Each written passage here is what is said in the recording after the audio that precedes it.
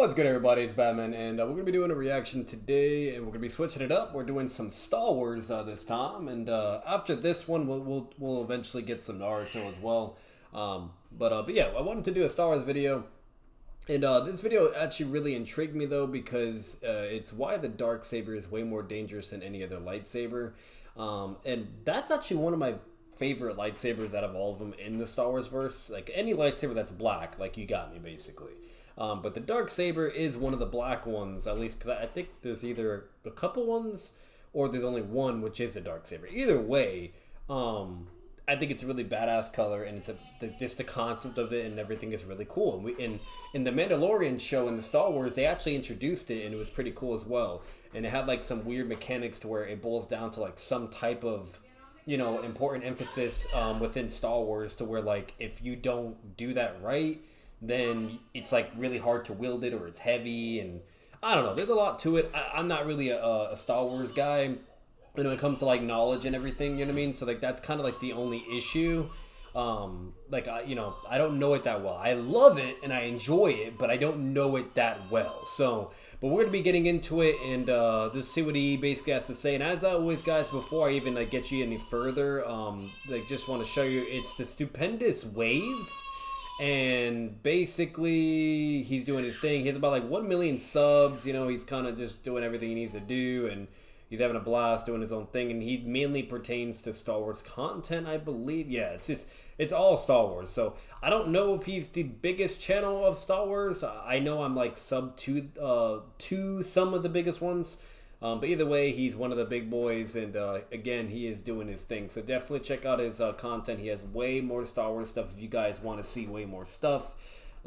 This is just going to be me giving my thoughts and my take and just kind of enjoying it with you guys in the same process. But yeah. And also, before we start this video, another thing too, I will be, we're actually going to be doing some IRL reactions next, and then we'll get into Naruto. There's been a couple IRL things that happened recently that I'm kind of a little behind on, and I wanted to really just kind of, you know, see what it was about, see what's going on. And the dude that I'll be reacting that's covering the information, he's kind of known as a funny guy as well. He's popular.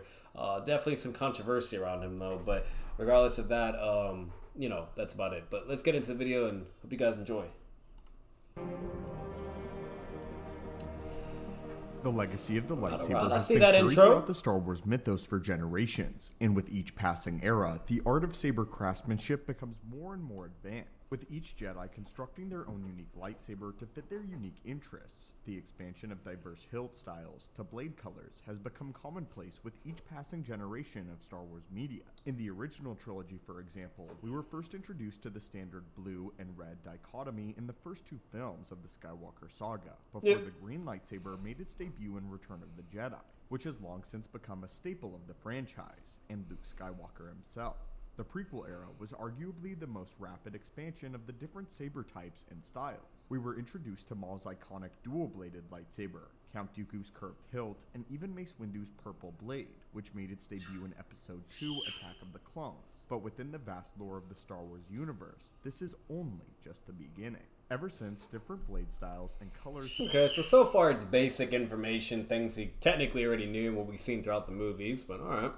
Have been slowly but surely rising to prominence, from Mace Windu's iconic amethyst blade to the growth and abundance of yellow and orange sabers. But perhaps one of the most unique sabers to this day is the Mandalorian Darksaber. And the Darksaber will be the focus of today's video, and why in fact it may be the most powerful lightsaber in all of canon. This one-of-a-kind saber was constructed by the Mandalorian known as Tar Vizsla, the first and only Mandalorian to ever be inducted into the Jedi Order, and his saber would be passed down through the generations as a symbol of status, power, and leadership amongst the Mandalorian creed. While the blade is unique in a number of different ways, is it possible that there might actually be evidence to support the idea it's more powerful than a standard lightsaber blade? Well, stick with us today, weary travelers of the galaxy, and let's delve into some... See, that's where I was introduced to it, from the cartoon show, and then eventually the Mandalorian show, the real one. That's how I first saw it. Now, technically, my first introduction to a black lightsaber, but I don't think it was the Darksaber, I think it's just a black crystal,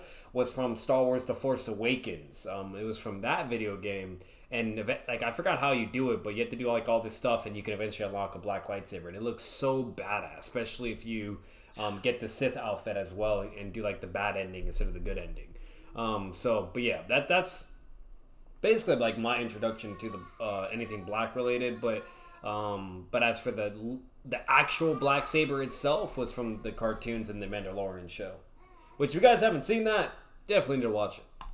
The most notable differences between the Darksaber and the everyday Jedi and Sith sabers, as well as discuss evidence that suggests that it might actually be stronger than either of the aforementioned blade types. The first few differences. There's so many lightsaber battles. Quite interestingly, takes on a distinct blade shape. Look at that shit. It looks so badass. Cylindrical and pointed at the end. On top of this, it is significantly shorter than the average blade, and perhaps the most notable difference. That's the thing too. Like I'm behind in the Mandalorian's seasons. Like I don't even think I ever watched like the last two that came out. I watched the first two, but I didn't watch like the last ones that came out. The first season was always my favorite. Will be. The second, it was good, but I don't think it was anywhere as perfect as the first one. And then like the other ones, like they're like they're good to watch, but it kind of started like feeling like it was dying off in a way. But that's just me.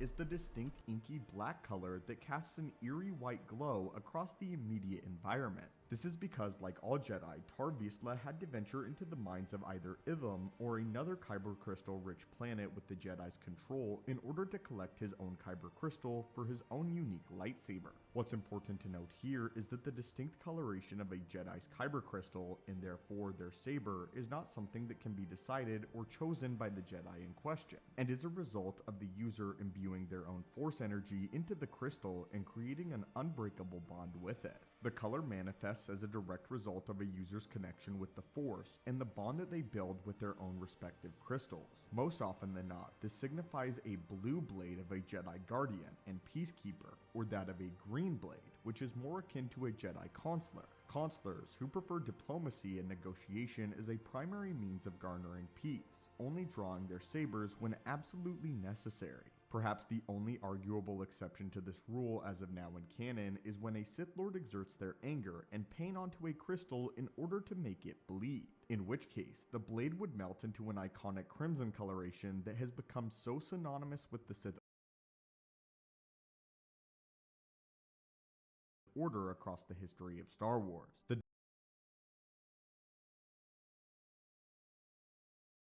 I didn't realize I was muted. Like, this man's giving all the lightsaber crystal lore right now, bro. Like, I'm assuming he's saying all this eventually going to lead it into, like, what, I guess, like, causes the black saber to be a thing? Or what was, you know what I mean? Because he's kind of saying, like, all the purposes of the other ones. But I wonder what it is for the dark saber. The Darksaber, though, is no exception, and this crystal was born from Tar Vizsla's unique connection with the Force and the strange relationship that he built with his own personal kyber crystal. And though over 1,000 years have passed between the legacy of Tar Vizsla and the modern Star Wars saga, nobody has ever been able to Baby Yoda! this amazing feat, nor has anyone done so before the rise to prominence. But despite the unique coloration and style of the blade, does it actually prove to be stronger than an average lightsaber blade? According to the Mandalorian Disney Plus series, this just might be the case. Throughout the course of the Mandalorian series, we are given an in-depth look at the workings of the metal known as Beskar, and the armor and tools that are created from it. Din Djarin uses primarily Beskar-plated armor as well as utilizes ingots of metal as a form of currency throughout the course of the 2 seasons, showing its value and its tradability across his adventures throughout the galaxy. We come to find out that Beskar is one of the most durable metals in the known Star Wars galaxy, and is capable of resisting even the blades of lightsabers, and we see this multiple occasions throughout the Mandalorian show. Din Djarin, as well as the Magistrate, use Beskar-based weapons in order to combat Ahsoka Tano at separate points in the 2nd season of the show, and this metal seems to be capable of parrying lightsaber strikes, blocking blows, and generally allowing wielders of the metal to go head-to-head with various different lightsaber wielders, making the metal extremely valuable in this regard, and why in the ancient days it was used specifically to combat Jedi and Force wielders, as it gave those that did not have the ability to touch the Force a chance against a Jedi. We know that Ahsoka's white blades are not to be trifled with, as she was able to slash open Darth Vader's Durasteel helmet using the iconic blades in the closing moments of the second season of Rebels. At various points, we even see Beskar clash with a saber and hold its own under the weight of locked blades that remain pressed together for several seconds on end. In the finale, however, upon combating Moff Gideon in order to rescue Grogu, we see that the Mandalorian once again uses his Beskar-plated armor, as well as his newly acquired Beskar spear to battle Gideon into submission. What's interesting here, however, is that during one of the aforementioned blade locks, we see that the Beskar steel seems to glow red hot. This was not seen during any time spent with Ahsoka Tano, despite her pressing her white I'm sorry, bro, but that just looks badass. Like, that fight that they're having and just it black with the white outlining, that looks so fucking cool. to the metal for prolonged periods of time, just like Moff Gideon does. Only when confronted by the Darksaber, the metal threatens to melt and warp. Does this mean that if the Darksaber is able to get Beskar near the point of melting under the same conditions that a regular lightsaber cannot, does this mean that the Darksaber is inherently hotter and more powerful than an average lightsaber? Though this ability isn't widely showcased in any significant fashion as of yet, the implication that the Darksaber might have capabilities that other sabers do not is not only a fascinating idea, but a ripe well of entertaining content to explore in the coming years of the Star Wars franchise. We speculate here on the channel that because the blade of the Darksaber is much shorter, it is also more concentrated, and more energy is flowing through the Kyber crystal focused through it, turning the Force itself into a sharp edge.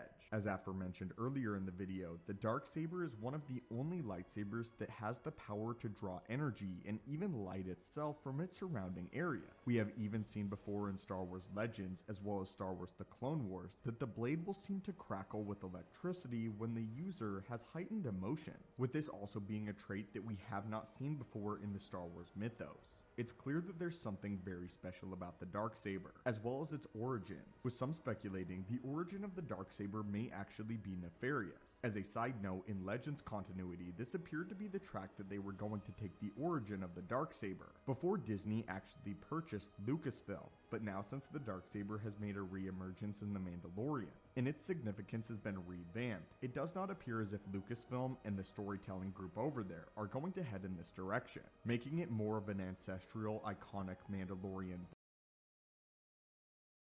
Oh wow, I don't remember Darth Maul using the Darksaber and a red saber. That's fucking cool. Blade than a weapon. That looks so badass, bro. Jedi and other Force wielders to the dark side. But anyway, my friends, what do you think of the... I'm very surprised he's holding his own against Darth Sidious, so that's actually pretty impressive, though. Prospects of the Darksaber being more powerful than a normal lightsaber blade.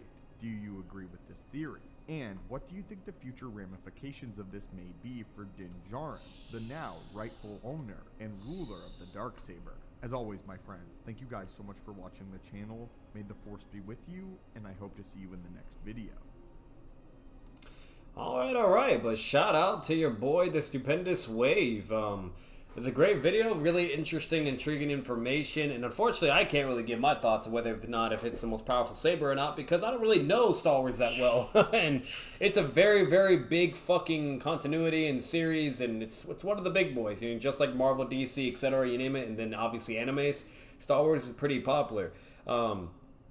So, you know, but you guys let me know what you think, or anything in particular about the Darksaber, anything that's interesting or whatnot. You know, I know Google exists too, and I could always technically search it up myself to get more information, but either way, you guys let me know in the comments down below. Make sure to leave a like, and as always, subscribe for more content, subscribe guys on the channel. If you guys ever have any recommendations as well, always feel free to let me know, and I can check it out when I can. I'm just basically going through my watch later list, and then once I'm done with that, we're just going to strictly focus on Naruto. And if there ever is anything else I were to cover, it would just have to be something really big. And I'm still in the decision process of whether or not if I'm going to be continuing reactions or not. And if I do continue reactions, it would probably be only Naruto, just to kind of test the waters and see how that is. And if I kind of just get to a point where I'm like, I don't really want to do that anymore, then we'll see what happens from there. But either way, though, as always, guys, babbing out. Peace.